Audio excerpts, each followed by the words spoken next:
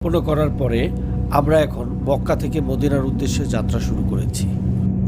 মক্কা থেকে মদিনার সড়কপথের দূরত্ব প্রায় 434 কিলোমিটার। এই 434 কিলোমিটার পথ পাড়ি দিতে গাড়িতে সময় লাগে প্রায় 6 ঘন্টার মতো। 622 সালে মহানবী হযরত মুহাম্মদ সাল্লাল্লাহু আলাইহি সাল্লাম এবং তার সাহাবীরা মক্কা থেকে মদিনার পথে হিজরত করেন।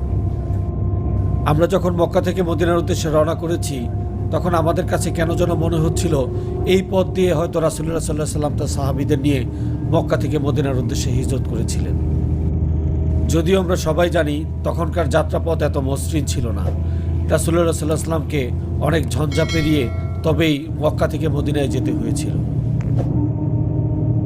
এখন মক্কা থেকে মদিনার যাওয়ার পথ কত মসৃণ, কত সুন্দর হয়েছে, কিন্তু রাসূলুল্লাহ সাল্লাল্লাহু আলাইহি সাল্লাম যখন হিজরত করেছিলেন তখন তার কতই কষ্ট হয়েছিল ভাবতেই গায়ে কাঁটা দিয়ে উঠছে।